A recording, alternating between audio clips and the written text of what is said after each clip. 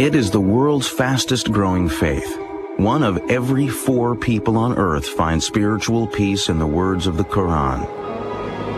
Nearly 1,400 years ago, the angel Gabriel came to Muhammad with revelations that he was to deliver to all of mankind. He spent the rest of his life communicating God's message and setting an example for how each human being should live. Today, many Americans associate Islam with images of violence and hatred. But such scenes are the work of a few suicidal fanatics.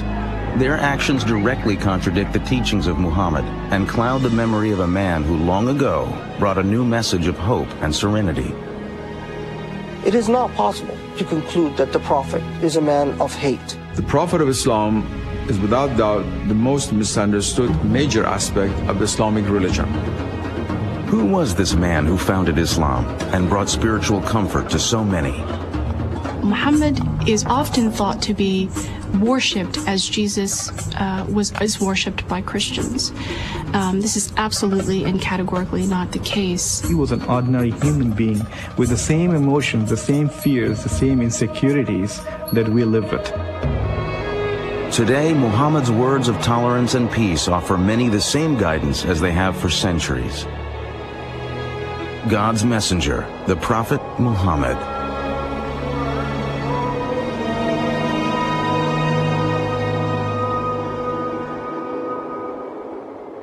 Out of respect for the beliefs and practices of Muslims, no image of the Prophet Muhammad or his immediate family will be shown in this biography. Allahu Akbar, Allah. 5 times each day, over 1.5 billion people turn toward the ancient city of Mecca and offer their prayers to Allah. From New York to Indonesia, from Nigeria to the steppes of Central Asia, Muslims repeat the words first learned 1,400 years ago from the lips of a humble merchant and gentle teacher named Muhammad. There was a time when he was very poor and he had only 1 blanket and he needed it, but there was a cat sleeping on the blanket. So he tore that part out, which was under the cat, because he did not want to disturb the cat, and he took the rest of the blanket and went away. The life of Muhammad ibn Abdullah began in 570 of the Common Era. He was born in Mecca, a thriving trading community in the land that is today Saudi Arabia. No one could have known that the life of this child would become the foundation of a religion that would one day change history. At the time of Muhammad's birth, Arabia was a harsh, barren land, broken only by the occasional oasis. The Arabs who lived in this demanding world migrated from site to site, struggling to live off their flocks in the harsh desert. To survive in such a place, Arabs depended on the support of their tribe. The tribe protected them from harm, not only from the desert, but also from the endless raids and vendettas launched by other tribes. Social life in pre-Islamic Arabia was grim, and Muhammad was born into a time of violence, turmoil, and despair, not unlike our own. The basic structure of social organization was the tribe.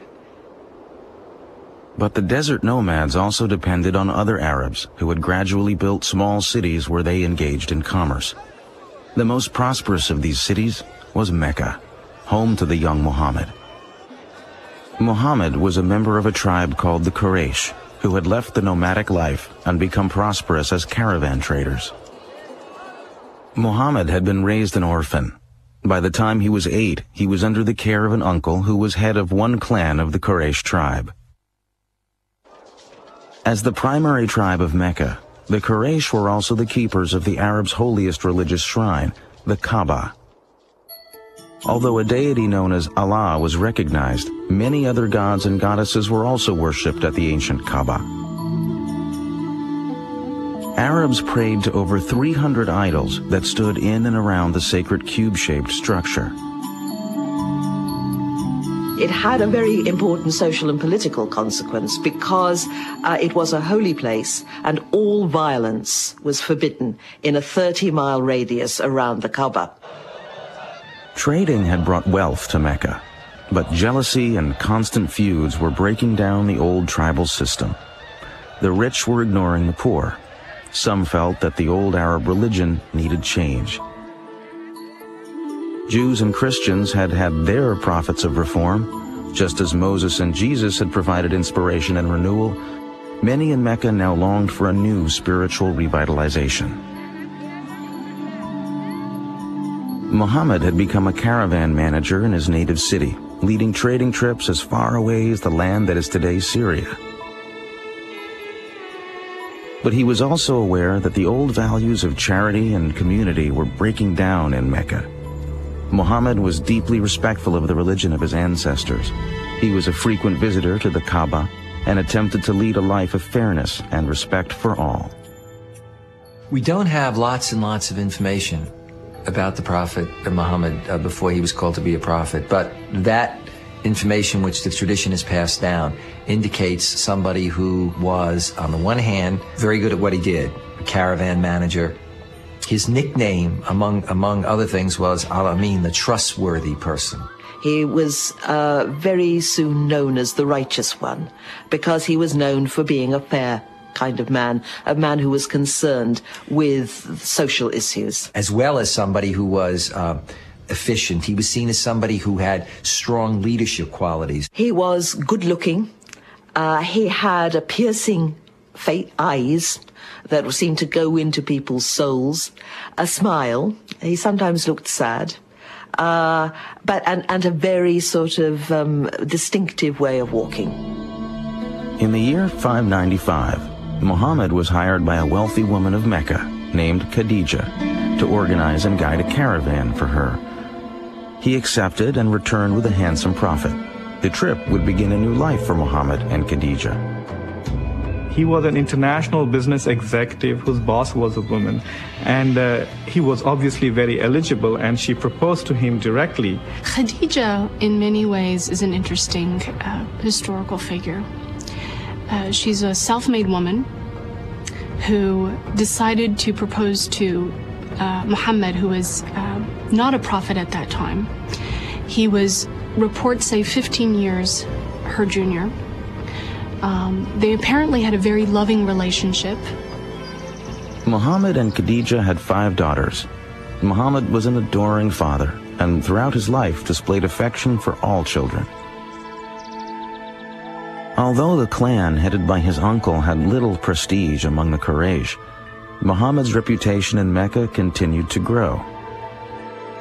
He was known for his kindness to slaves, his charity to the poor, and his fairness in dealing with all.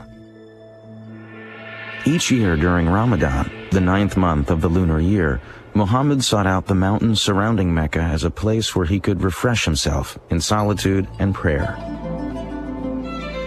In the year 610, at the age of 40, the humble business manager and family man took himself on one of these retreats to a mountain cave.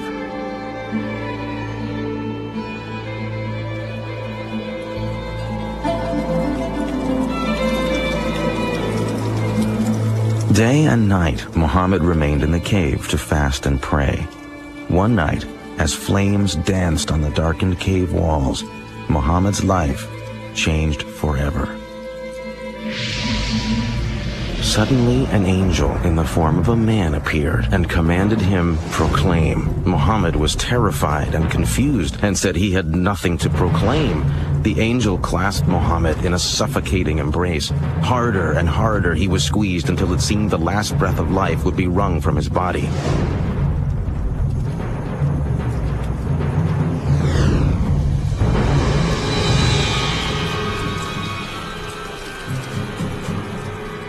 Proclaim in the name of thy Lord who created man from a clot of blood. Proclaim, and thy Lord is most bountiful. Muhammad was terrified and ran from the cave. He was sure something awful